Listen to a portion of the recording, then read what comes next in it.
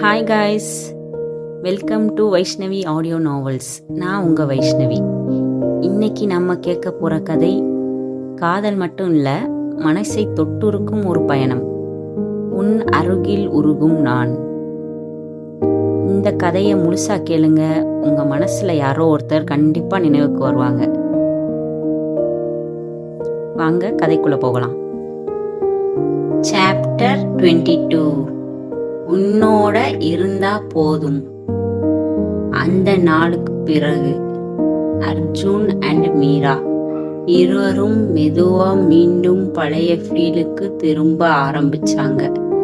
ஆனா இந்த முறை அவர்களோட காதல் இன்னும் மெச்சரா இருந்தது. ஒரு இரவு கால் பண்ணலாமா? அர்ஜுன் மெசேஜ் அனுப்புனான். அவன் உடனே கால் பண்ணான். ஹலோ.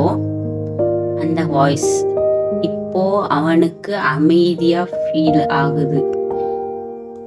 என்ன பண்ணுற? அவன் கேட்டான். உங்களை நினைச்சுக்கிட்டு இருக்கேன். அந்த பதில் அவனை சைலண்ட் ஆக்கிச்சு. மீரா, நீ இப்படி பேசுறதெல்லாம் டேஞ்சரஸ். அவள் சிரிச்சா.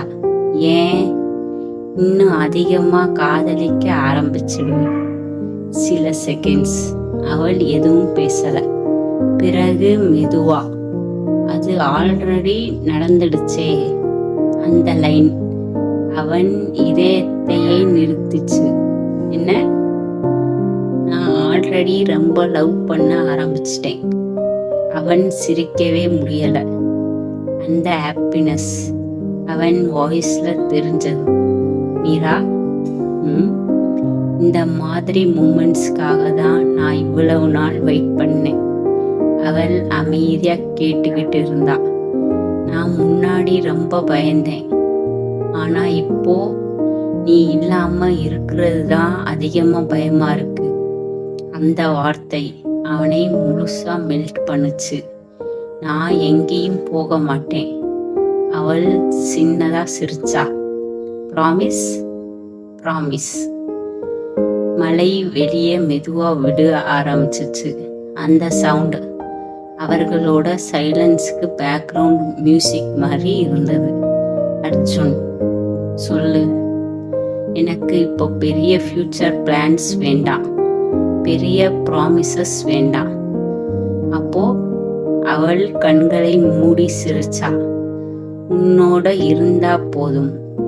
அந்த ஒரு லைன் அவன் வாழ்க்கையிலேயே கேட்ட அழகான வார்த்தை மாதிரி இருந்தது. அவன் மெதுவா சொன்னான், நானும். அந்த இரவு இருவரும் ஃபோன் கட் பண்ணவே மனசு வரல. ஏன்னா சில மனிதர்கள் உன் வாழ்க்கைக்கு வந்த பிறகு அவர்களோட பிரசன்ஸ் மட்டும் கூட ஒரு அமைதியா மாறிடும்.